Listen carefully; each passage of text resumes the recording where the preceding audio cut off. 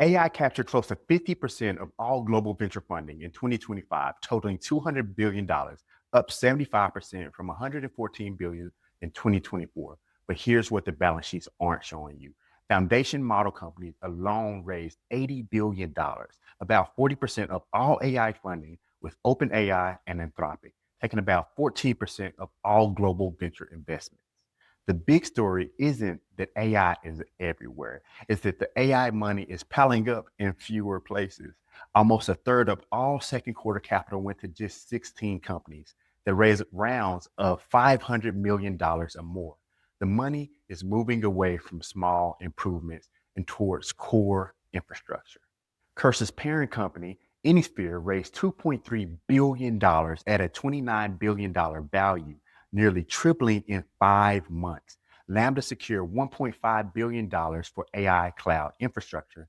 Investors aren't funding chatbots anymore. They're funding the pipes, the systems, and the rules that make AI agents work. On February 2nd, 2025, seems like so long ago, the OpenAI co-founder Andrej Karpathy coined the term vibe coding. He described it as coding where developers use AI tools by voice and barely touching the keypad.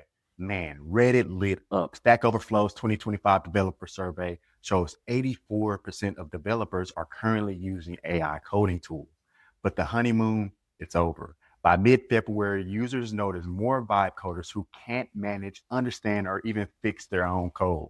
One developer wrote, I made a project in Python using Cursor and Claude Code, but now the code base is over 30 files and it's messy and I don't know where to start. There's duplicate logic everywhere, and Cursor and Claude keep forgetting simple things like imports.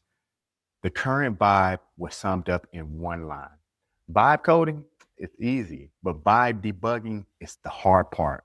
The fix that many developers are turning to is the MCP, the Model Context Protocol. MCP servers act like a USB port to all of AI. They connect the assistants to the live docs, to the database, to your memory across many tools. This helps solve the context layer that turns vibe coding into technical debt. But wait, this week's major security warning isn't just theory. It's about how these tools are built.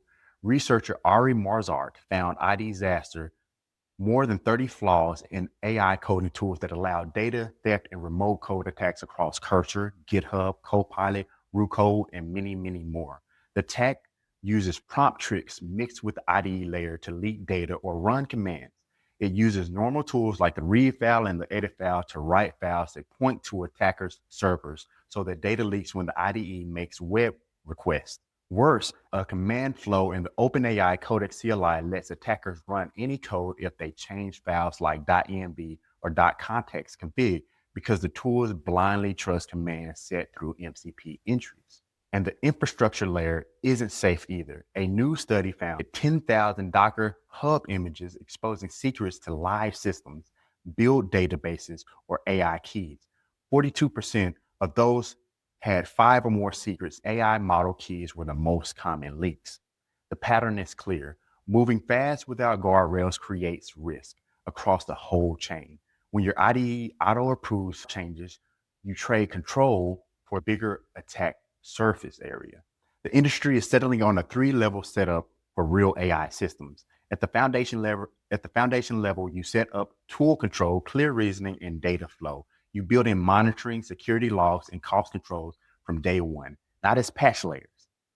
At the workflow level, you deliver automation with patterns like prompt change, routing, parallel work, evaluate and improve loops, and manager worker setups. This is where vibe coding becomes systems design.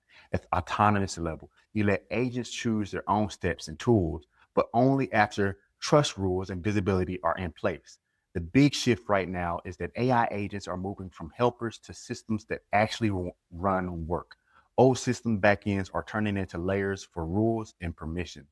Gartner predicts that 40% of business apps will include built-in agents by 2026, up from less than 5% today. The first principles advice here is very, very simple. Stop building AI-powered features. Start building AI integrated systems with reflection steps that review outputs before showing them, routing layers that send easy work to cheap models and hard thinking to the top level models.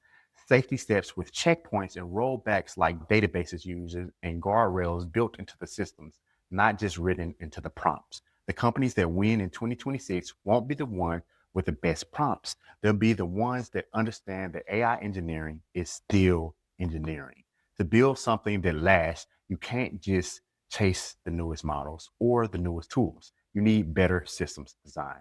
Bottom line, the $202 billion being spent isn't about chasing a vibe. It's paying for the systems that turn vibes into production. The question in 2026 isn't can AI code, it's can your systems survive